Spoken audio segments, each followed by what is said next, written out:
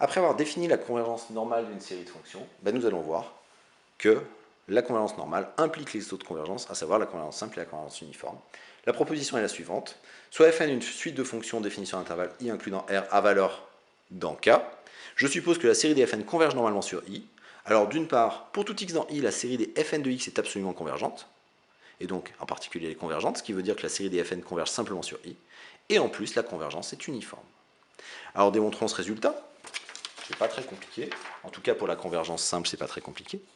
Je prends un x dans i quelconque. Comme par définition de la convergence normale, la fonction fn est bornée, je peux définir la norme infinie de fn, et pour tout n dans n et pour tout x dans i, le module de fn de x est plus petit que la norme infinie de fn. Mais la série des normes infinies de fn converge, donc par théorème de comparaison sur les séries à terme positif, la série des modules de fn de x converge. Ce qui revient à dire que la série des fn de x est absolument convergente et donc convergente.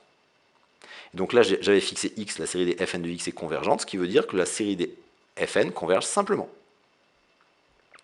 Pour avoir, donc on a déjà montré que la convergence normale implique la convergence simple en montrant que pour tout x, la série des fn de x est absolument convergente. Reste à montrer la convergence uniforme. Pour montrer la convergence uniforme, comme toujours, on va se ramener à la somme partielle moins la somme de la série, c'est-à-dire au reste. Et donc je pose pour tout n dans grand N et tout x dans grand I, Rn de x, le reste, d'ordre n, la somme de n égale grand N plus 1 plus l'infini des fn de x, que j'écris comme la somme de la série moins la somme partielle.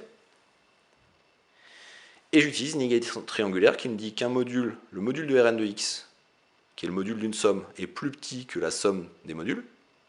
Et, toujours par l'inégalité, pour tout x, le module de fn de x est plus petit que la norme infinie.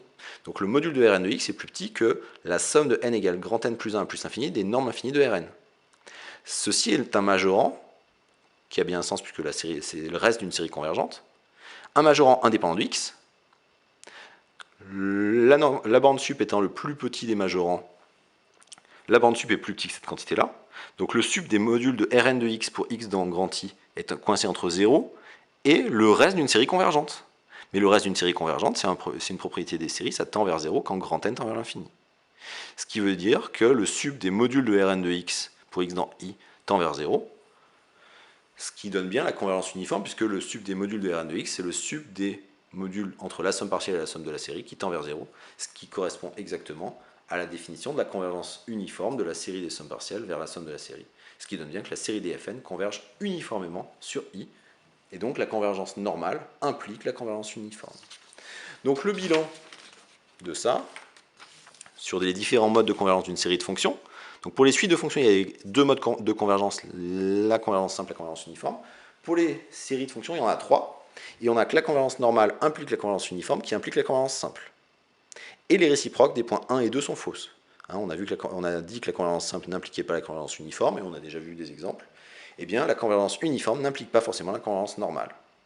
Donc pour la convergence simple n'implique pas la convergence uniforme, on a vu l'exemple de fn, qui est la fonction qui a x donne x puissance n fois 1 moins x, pour lesquels on a vu qu'on avait convergence simple, mais pas convergence uniforme sur 0, 1.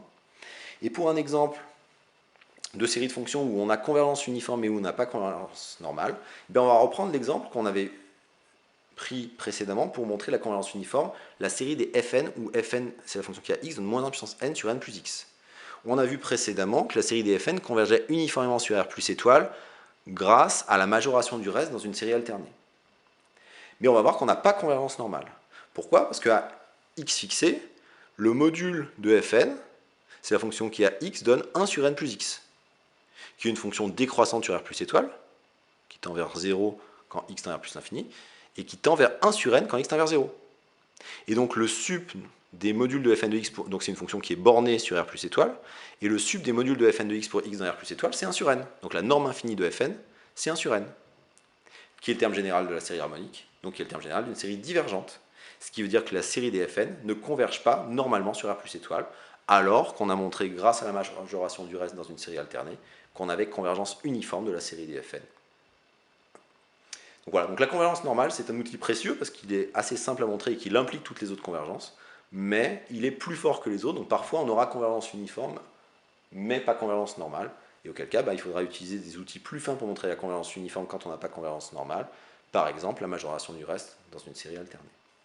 L'autre chose qu'on verra de temps en temps, c'est que parfois, quand on n'aura pas convergence normale sur I, on pourra vouloir utiliser de la convergence normale sur un plus petit intervalle de i qui permettra quand même de conclure. Conclure à quoi? Conclure à tous les résultats de transmission de régularité à la série de fonctions, étant donné des résultats de régularité sur Fn. Donc là, on aura l'analogue des résultats qu'on a vus sur les suites de fonctions, et c'est par ça qu'on va continuer.